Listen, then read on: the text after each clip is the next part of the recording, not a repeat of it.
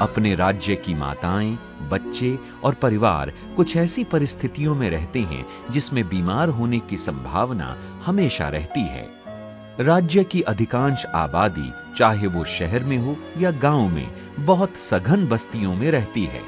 हमारे ज्यादातर घरों में शौचालय की सुविधा भी नहीं है, जिससे हम खुले में शौच के लिए जाते हैं। इसके अलावा हम हमेशा चापाकल के पानी का उपयोग उसे सुरक्षित समझकर बिना छाने या खौलाए करते हैं। यही नहीं, हम आम तौर पर जाने अनजाने खुद भी काफी संक्रमण फैलाते हैं, जैसे कि खाना पकाने, खाने या खिलाने के बाद, शौच के बाद हाथ की साफ सफाई पर ध्यान नहीं देते। एक ही कपड़े का इस्तेमाल बार बार कई चीजों के लिए करते हैं। इससे हमारे बच्चे बार बार बीमार पड़ते हैं और कमजोर हो जाते हैं। इन सभी में बैक्टीरिया हमारे शरीर में किसी न किसी माध्यम से पहुंच जाता है। बैक्टीरिया हमें अपनी आंखों से दिखाई नहीं देता। इसको देखने के लिए हमें माइक्रोस्कोप यानी सूक्ष्मदर्शी की जरूरत पड़ती है। ये बैक्टीरिया यानी संक्रमण हमारे शरीर में पहुंचकर कई तरह के रोग पैदा करते हैं। कुपोषण के चक्र को तोड़ने के लिए खान पान में स्वच्छ आदतें होना आवश्यक है। तभी तंदुरुस्ती अपने आप आएगी और फिर एक स्वस्थ शरीर में ही तो स्वस्थ मन का निवास होता है। स्वच्छता संबंधी व्यवहार जीवन की रक्षा करने के साथ साथ कुपोषण सहित बहुत सी बीमारियों से हमें बचाता है। साफ सफाई संबंधी सबसे प्रभावशाली 4 नियम हैं। पहला नियम, हमेशा साबुन से हाथ धोएं।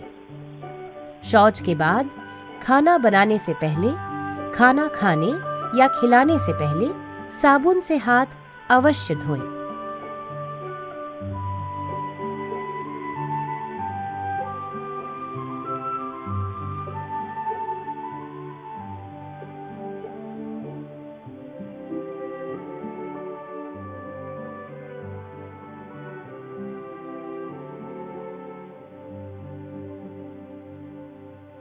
हम बहुत सारी चीजों को कई बार छूते रहते हैं, जिसमें से कई चीजें दूषित होती हैं। इस वजह से हाथ बहुत आसानी से गंदे हो जाते हैं। सही समय पर हाथ धोकर कई बीमारियों से बचा जा सकता है।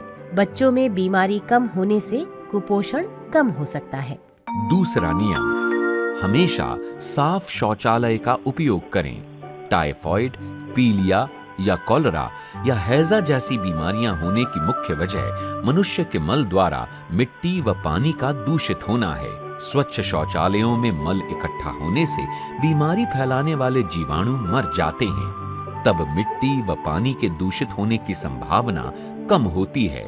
खुले मैदान में शौच करने से बीमारी फैलाने वाले जीवाणु से जमीन के भीतर का पानी जो चापाकल से मिलता है दूषित हो जाता है। इस प्रदूषण को रोकना आवश्यक है। इसी तरह तीसरा नियम, पानी के साफ स्रोतों का प्रयोग और साफ पानी का सुरक्षित भंडारण करें। गहरे नलकूप का पानी सामान्यतः बीमारी फैलाने वाले जीवाणुओं से मुक्त होता है, जबकि नदी या टंकी का पानी सामान्यतः दूषित होता है। इस तरह के पानी को खाना बनाने या पीने के लिए उपयोग करने से पहले जीवाणुओं को मारने के लिए कम से कम 20 मिनट तक उबालना चाहिए। आधुनिक पानी छानने के यंत्र भी पानी से जीवाणुओं जैसे कि बैक्टीरिया को निकाल देते हैं। गंदे हाथ या उंगलियां पानी के बर्तन में डुबोकर पानी का इस्तेमाल करने से पानी दूषित हो जाता है। और चौथा नियम, पोंछने के लिए बार बार एक ही कपड़े का उपयोग न करें। सामान्यतः महिलाएं अपनी साड़ी के पल्लू का उपयोग खाना बनाते समय हाथ या बर्तन पोंछने से लेकर बच्चों की सफाई करने तक सभी गतिविधियों में करती हैं। गंदगी व साफ चीजों की सफाई के लिए अलग अलग कपड़े रखना और कपड़े के उपयोग से पहले साबुन से धोकर धूप में सुखाने से होने वाले बहुत से संक्रमणों से बचाव किया जा सकता है।